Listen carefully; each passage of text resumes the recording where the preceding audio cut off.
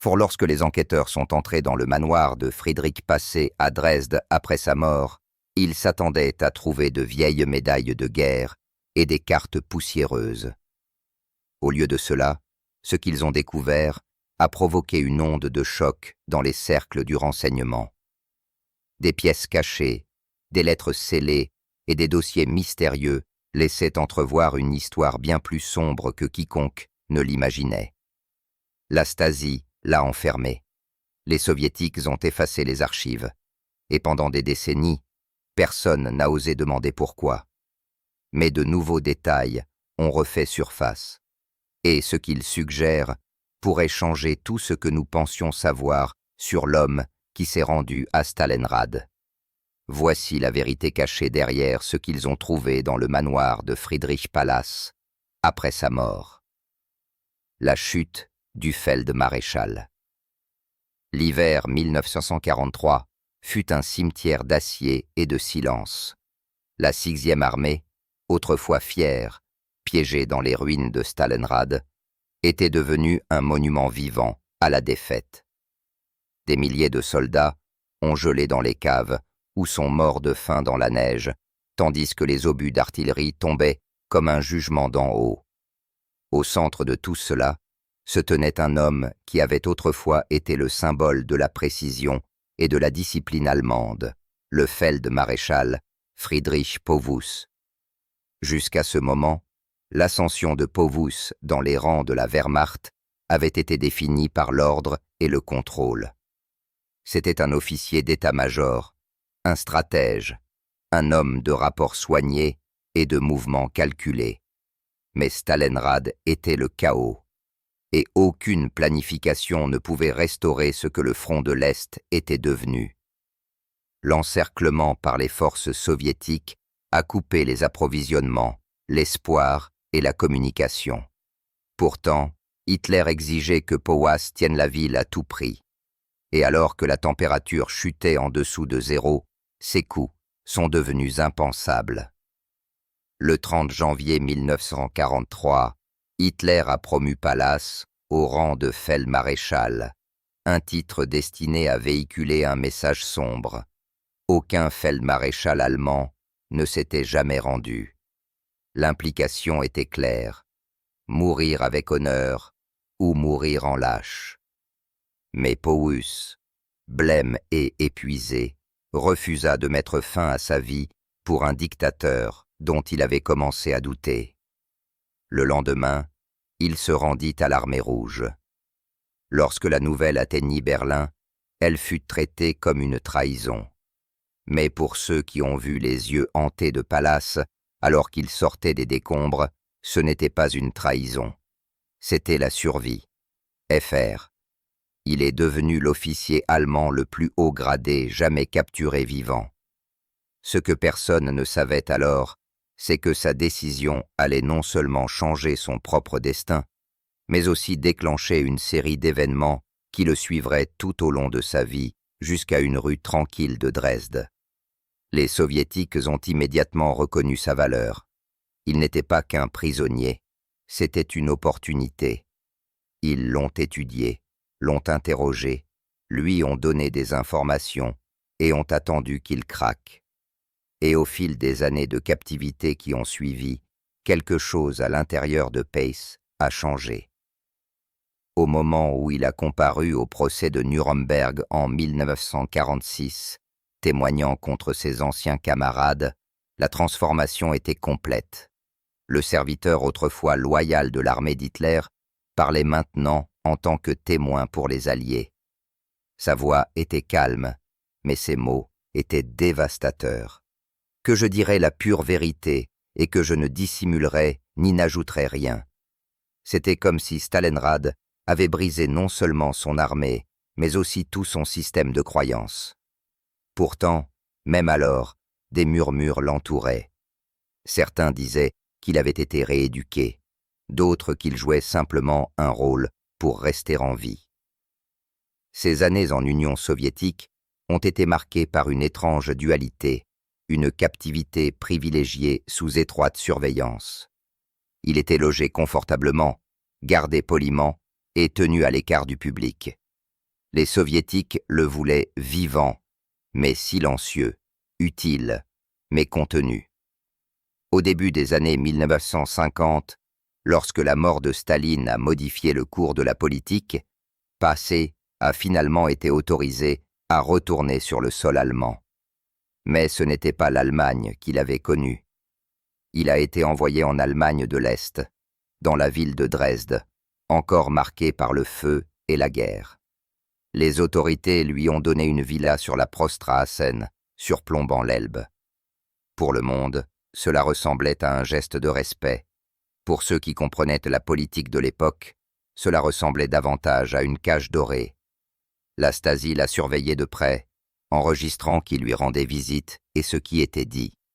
Les anciens officiers l'évitaient, les loyalistes l'ont traité de traître, et les observateurs occidentaux se demandaient ce qu'ils pouvaient bien cacher. À l'intérieur de cette grande villa, entouré de microphones et de suspicions, Friedrich Pauhaas a vécu ces dernières années à la fois comme symbole et comme ombre de l'effondrement de l'Allemagne. Ce qu'il a laissé derrière lui après sa mort en 1947 mettrait des années à être révélé. Et lorsque les fonctionnaires sont entrés dans sa maison, ils ont trouvé plus que des effets personnels et de vieux documents militaires. Ils ont trouvé des traces d'une vie qui s'était enchevêtrée avec les secrets de 2 régimes et un mystère qui, même des décennies plus tard, continue de murmurer depuis les murs tranquilles de son manoir de Dresde. Captivité et conversion.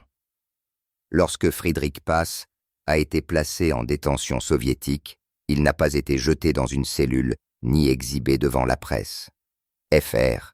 Il a été discrètement escorté jusqu'à un complexe éloigné du front où les officiers soviétiques l'ont traité avec un mélange de curiosité et de calcul. Il était, après tout, l'Allemand le plus haut gradé jamais capturé vivant. Un prix à la fois de guerre et de propagande. L'armée rouge n'avait pas besoin de l'humilier. Ils avaient besoin de l'utiliser. Au début, Passé garda le silence.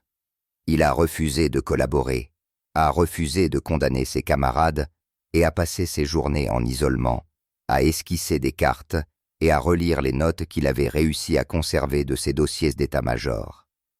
Mais au fil des semaines qui se transformaient en mois et des mois en années, les murs de la fierté ont commencé à s'éroder. Les Soviétiques étaient patients. Ils savaient que la famine, le froid et le temps pouvaient briser même les convictions les plus fortes. Lorsqu'ils lui ont apporté des nouvelles de la réaction d'Hitler à sa reddition, de la façon dont le Führer l'avait traité de honte pour l'Allemagne, cela a frappé une blessure plus profonde que n'importe quel interrogatoire ne pourrait le faire. C'est à ce moment que le tournant psychologique a commencé. L'homme qui avait autrefois vécu par loyauté envers la chaîne de commandement s'est retrouvé rejeté par celle-ci. Et dans cette solitude, les Soviétiques ont vu une ouverture. Pallas a été transféré dans une installation près de Moscou. Là, il a commencé à recevoir des livres, des rapports et des visiteurs, toujours soigneusement choisis. Des officiers soviétiques l'ont débattu, des théologiens l'ont défié, et des communistes allemands exilés à Moscou ont fait appel à sa conscience. Lentement, ils lui ont présenté un nouveau récit, selon lequel Hitler avait trahi l'Allemagne et non l'avait sauvée. Pauhaas n'a pas argumenté. Il a écouté et finalement, il a accepté. Mais était-ce une croyance sincère ou une survie silencieuse? Cette question entrait sa réputation à jamais. En 1946, la transformation était suffisamment complète pour que les Soviétiques l'amènent à Nuremberg en tant que témoin. Lorsqu'il est entré dans la salle d'audience, le monde a vu le fantôme de l'homme qui commandait autrefois des centaines de milliers de personnes. Son visage était mince, son uniforme remplacé par un simple costume civil, et ses paroles portaient le poids de la trahison pour les 2 camps.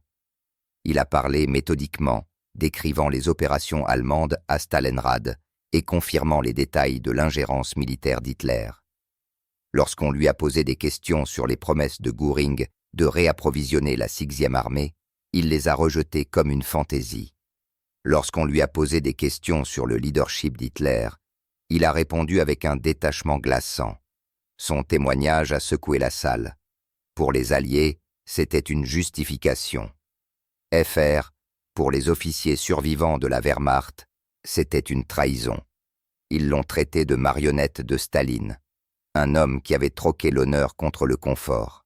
Mais Passé ne s'est jamais défendu.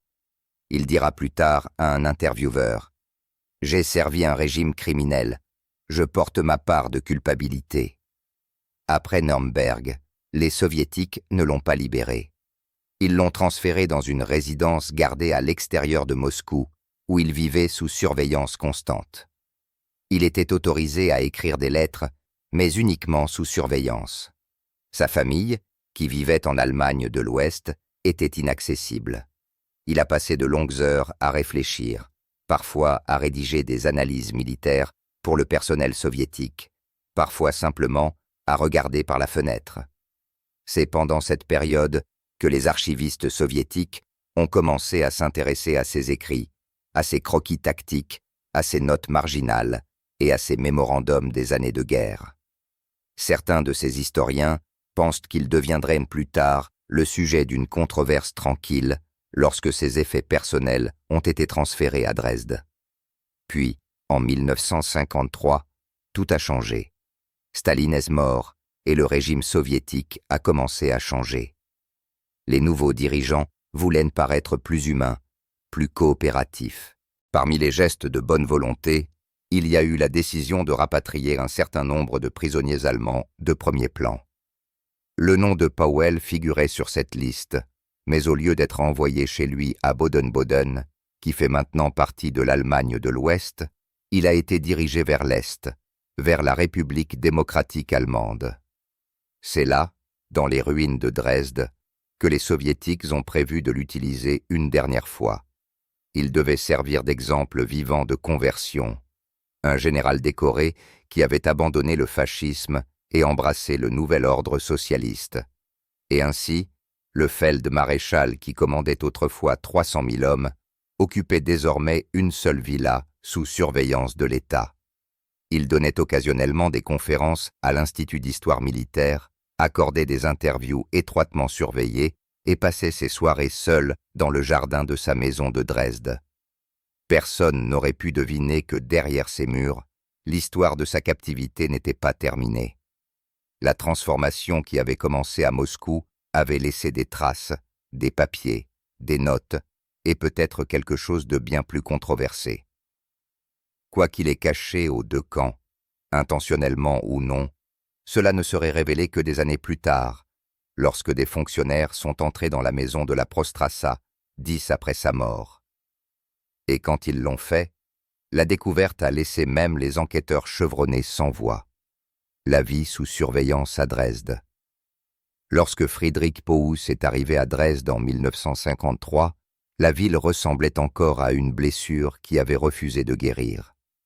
Le bombardement incendiaire de 1945 avait transformé une grande partie de la ville en pierre calcinée et en acier tordu. La reconstruction était lente, irrégulière et politique. Pourtant, au milieu des ruines, le gouvernement allemand a offert à Pauwels un foyer, une grande villa sur la Prostrassen, perchée sur les pentes de l'Schwitz, surplombant l'Elbe. FR pour le public, c'était un geste de gratitude envers une figure réhabilitée. Pour les initiés, c'était quelque chose d'autre, une hospitalité contrôlée. La villa avait une histoire. Ayant appartenu autrefois à une famille aisée de Dresde, elle avait été confisquée après la guerre et utilisée par des officiers soviétiques. Maintenant, avec l'arrivée de Pallas, elle a été discrètement réaffectée pour servir un nouvel objectif. La propriété a été surnommée Object Terrace par le ministère de la Sécurité d'État ou Stasi, et chaque coin était câblé. Les lignes téléphoniques étaient sur écoute. Le jardin était surveillé par des agents en civil, et même le jardinier était réputé être un informateur. Pour la plupart des habitants de Dresde, Pauwels était devenu un fantôme du passé. Les gens savaient où il vivait, mais peu osaient en lui rendre visite. Son nom portait encore le poids de Stalingrad, moitié tragédie, moitié trahison. Les anciens officiers refusaient tout contact. Les journalistes occidentaux qui demandaient des interviews se voyaient refuser l'entrée par les autorités. Et pourtant, derrière les hauts portails de sa villa, il maintenait les habitudes d'un soldat. Il se levait tôt, prenait des notes méticuleuses et rangeait son bureau, comme s'il s'attendait à une inspection. Les voisins le voyaient souvent se promener seul le long de la digue de l'Elbe, sa silhouette droite mais lente, son expression illisible. Il avait un cuisinier personnel, une gouvernante et des visites occasionnelles d'officiers de l'armée étalemande qui le traitaient avec un mélange de respect et de crainte. Il a donné quelques conférences à l'Institut d'histoire militaire, mettant en garde contre le chemin destructeur du fascisme, bien que certains soupçonnaient qu'il ne faisait que répéter des lignes qui lui avaient été remises par le régime. Pourtant, il y avait quelque chose de particulier dans sa présence. Les Soviétiques avaient passé une décennie à le façonner en un symbole. Pourtant, à Dresde, ils ne semblaient pas savoir quoi faire de lui. Il était trop précieux pour être mis au rebut, trop compromis pour être célébré. Officiellement, il était à la retraite. Officieusement, il était un prisonnier en vue. À l'intérieur de la villa, les murs eux-mêmes semblaient garder des secrets. Les pièces étaient grandes mais peu meublées, avec quelques cadeaux soviétiques exposés. Un sabre de cérémonie, un portrait de Staline et un petit modèle de Stalingrad envoyé par un officier russe. Les effets personnels de Pallas étaient de rares. Des documents militaires, des livres et des notes qu'il gardait précieusement. Il avait un petit bureau à l'étage supérieur, donnant sur la rivière, où il passait des heures à écrire des lettres qui étaient rarement envoyées. Les dossiers de la Stasi ont révélé plus tard qu'il surveillait non seulement ses appels et ses visiteurs, mais aussi ses conversations à la maison. FR des microphones avaient été cachés dans les lampes et les meubles. Des agents étaient stationnés à proximité 24 heures sur 24, et un journal codé était tenu de chaque visiteur qui entrait ou sortait des lieux. L'objet terrasse est sécurisé, indique sèchement un rapport, comme s'il décrivait une forteresse plutôt que la maison d'un homme vieillissant qui avait déjà tout abandonné. Malgré les restrictions, Pau est resté extérieurement calme. Les rares personnes qui lui ont parlé dans ces dernières années ont décrit un homme encore accablé par la culpabilité, mais déterminé à paraître calme. Il lisait l'histoire militaire, collectionnait des cartes et correspondait avec d'anciens collègues dans des lettres prudentes et filtrées. Parfois, tard dans la nuit, il s'asseyait près de la fenêtre, les lumières éteintes, regardant la ville s'estomper dans l'obscurité. Ce à quoi il pensait à ces moments-là reste inconnu. Certains disent qu'il ressentait des remords, d'autres qu'il craignait des représailles. Des rumeurs circulaient parmi les officiers est-allemands selon lesquels Pauwas avait caché des notes personnelles et des documents de guerre dans les murs de la villa. Quelques-uns croyaient même qu'il entretenait une correspondance privée avec des officiers soviétiques, des lettres qui contredisaient le récit officiel de sa conversion.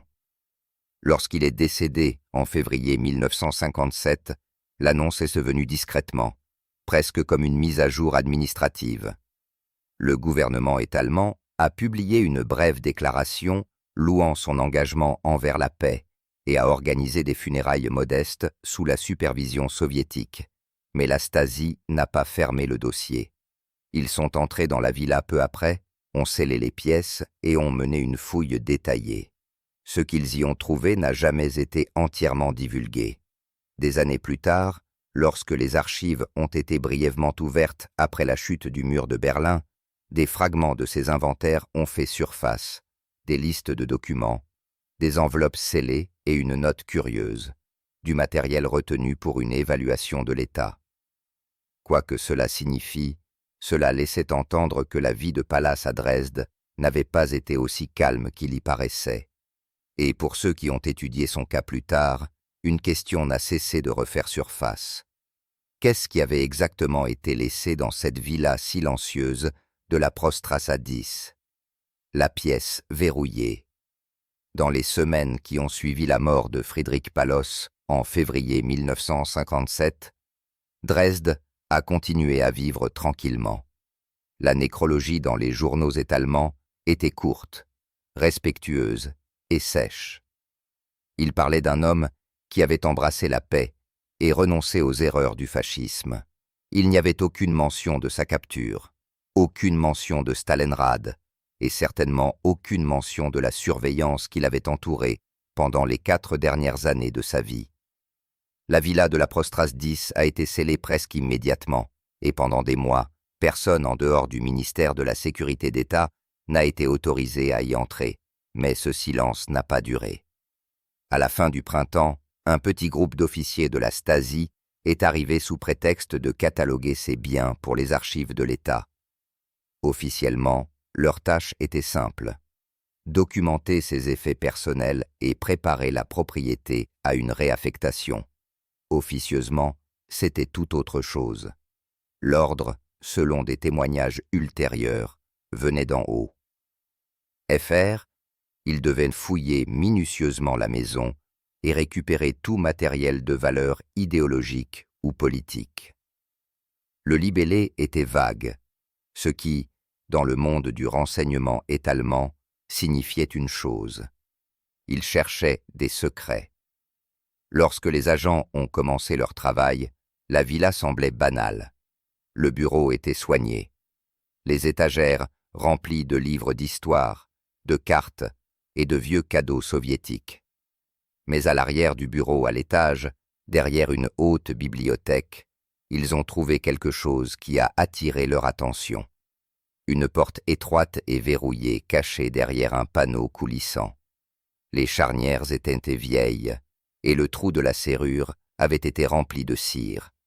À l'intérieur, l'air était immobile, lourd de l'odeur du papier et de la poussière. Ce qu'ils ont découvert allait devenir plus tard le sujet de spéculations discrètes dans les cercles du renseignement. Empilées dans cette pièce cachée, il y avait des boîtes de notes manuscrites, des cartes et des enveloppes scellées portant l'insigne soviétique. Certains documents étaient datés de 1945, d'autres plus tard. Il y avait des dossiers sur les officiers allemands qui s'étaient rendus à Stalingrad et des lettres écrites de la main soignée de Paulus. Certaines adressées à des fonctionnaires soviétiques, d'autres à sa famille. Quelques-uns étaient des brouillons de discours jamais prononcés. L'un d'eux, curieusement, une déclaration dénonçant à la fois Hitler et Staline. Selon des rapports qui ont fait surface des années plus tard, un officier de la Stasi a décrit la découverte comme une collection politiquement sensible. Un autre l'a simplement appelée « Daunagan » de Feldmarschalls, les papiers du Feldmaréchal. Le matériel a été rapidement confisqué, scellé et transféré dans une section restreinte des archives de Berlin. Rien de tout cela n'a jamais été rendu public. Mais ce qui a rendu la découverte vraiment choquante, ce sont les rumeurs qui ont suivi. Certains affirmaient que les documents contenaient la preuve que Paulus avait continué à correspondre secrètement avec des généraux soviétiques, discutant des derniers mois de la guerre d'une manière qui contredisait les récits soviétiques officiels. D'autres murmuraient qu'il avait conservé des copies de ses interrogatoires ainsi que des réflexions personnelles suggérant qu'il ne croyait plus à la version des événements qu'il était forcé d'approuver publiquement. Quelques-uns ont même suggéré que la pièce cachée contenait des photographies et des notes codées reliant des officiers soviétiques à des atrocités de guerre que le régime préférait oublier. Quelle que soit la vérité, la découverte a suffi à envoyer de légères ondes dans les services de renseignement étalement. L'inventaire officiel a été caviardé. Les officiers qui ont manipulé le matériel ont été réaffectés et, en quelques semaines, toute référence au dossier Pace a disparu des archives de Stasi. Seule une poignée d'initiés auraient lu l'intégralité du contenu et leurs rapports ont été stockés sous des titres classifiés qui restent scellés à ce jour. Des années plus tard, Lorsque les archives de la République démocratique allemande ont commencé à s'ouvrir, les historiens ont trouvé des références à du matériel personnel retenu d'une pertinence exceptionnelle pour l'État datant de 1957, la même année où Passé est décédé. Fr. Les documents originaux n'ont jamais été publiés, alimentant des décennies de spéculation. Ainsi, lorsque les gens demandent ce qui s'est réellement passé à l'intérieur de cette maison, il n'y a qu'une seule réponse que les historiens peuvent donner avec certitude. Voici ce qu'ils ont trouvé dans le manoir de Friedrich Pass après sa mort qui a choqué le monde. Une pièce cachée, des lettres scellées et des documents que personne n'était censé lire. À ce jour, personne en dehors des archives ne connaît leur contenu intégral. Mais le fait que la Stasi l'ait gardé enterré pendant des décennies suggère une chose. Quoi que Pallas ait laissé derrière lui, c'est incroyable. Pour un homme qui a autrefois rendu toute une armée, son acte final était peut-être de rendre sa vérité à l'histoire elle-même. Et si les rumeurs sont même à moitié exactes, la villa de la Prostrassa était plus qu'une maison de retraite. C'était le dernier champ de bataille d'une conscience prise entre deux empires, les théories et le silence.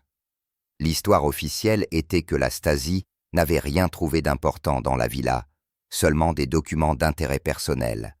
Mais peu de gens à Dresde ont jamais cru que le secret entourant la fouille, les rapports scellés et le transfert silencieux de boîtes à Berlin laissaient tous entrevoir quelque chose de plus grand.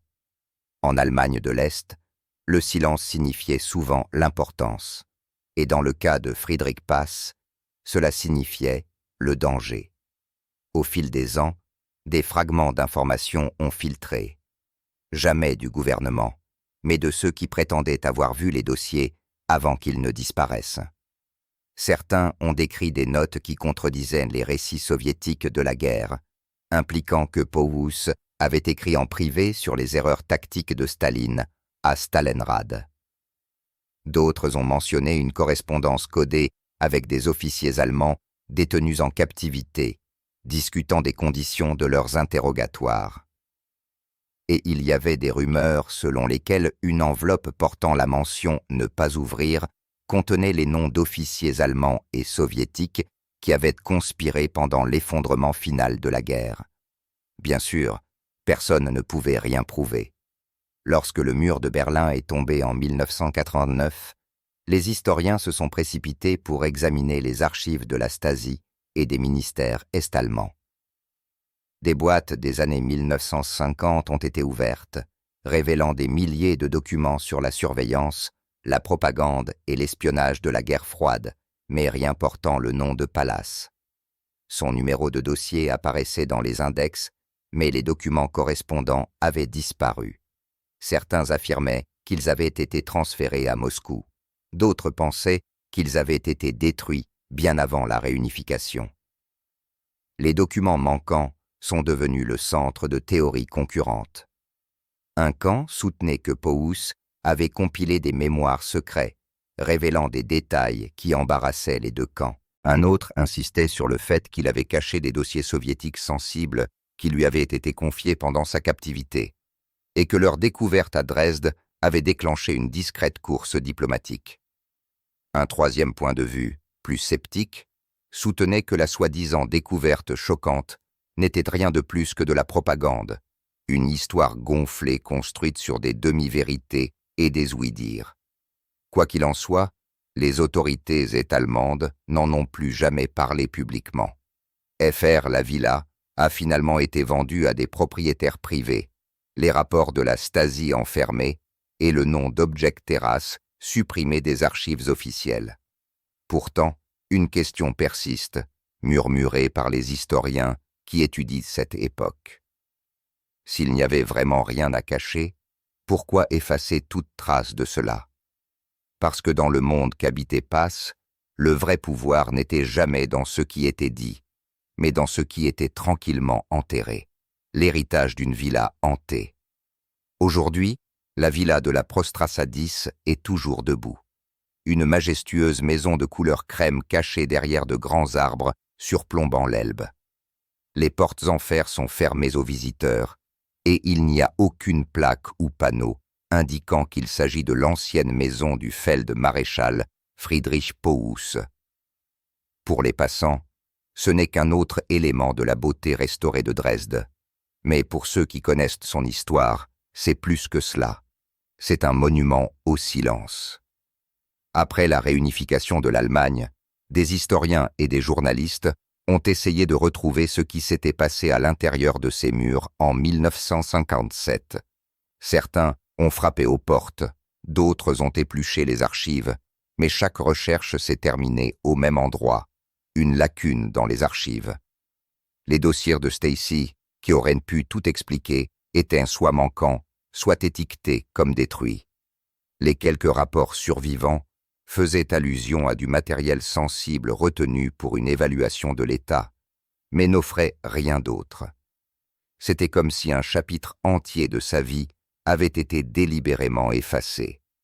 Les résidents qui vivaient à proximité après la guerre se souvenaient avoir vu des fonctionnaires aller et venir pendant des semaines après la mort de Pallas.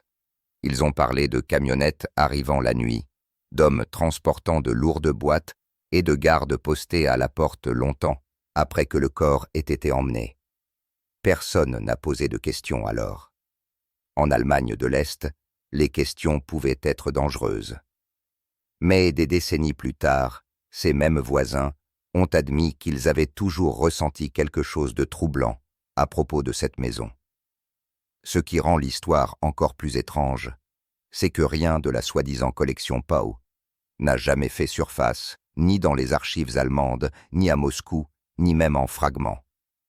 Les historiens pensent que les documents manquants auraient pu inclure ces réflexions privées sur Hitler et Staline, un matériel potentiellement explosif pendant la guerre froide. Si tel est le cas, leur disparition n'était pas un accident. Et pourtant, peut-être que le vrai mystère n'est pas ce qui a été emporté de la maison, mais ce qui a été laissé derrière. Les murs de la villa, autrefois couverts de microphones et de caméras secrètes, appartiennent désormais à des résidents ordinaires. Ils vivent parmi des pièces qui ont autrefois abrité un homme hanté par 2 régimes, 2 trahisons et une confession inachevée. Friedrich Pauwus est mort en croyant qu'il pouvait au moins contrôler la fin de sa propre histoire. Mais l'histoire avait d'autres plans. Fr. Son nom reste lié à Stalingrad, sa conscience enfouie dans le secret, et sa maison est rappelée comme l'endroit où la vérité s'est tue. Quoi qu'on ait trouvé ou caché à l'intérieur de ce manoir, une chose est certaine. Le silence qui a suivi résonne toujours à travers les collines de Dresde. Qu'est-ce qui aurait pu être si dangereux à l'intérieur de la pièce cachée de Paulus que l'Allemagne de l'Est et les Soviétiques l'ont enterré pendant des décennies? Faites-le nous savoir dans les commentaires.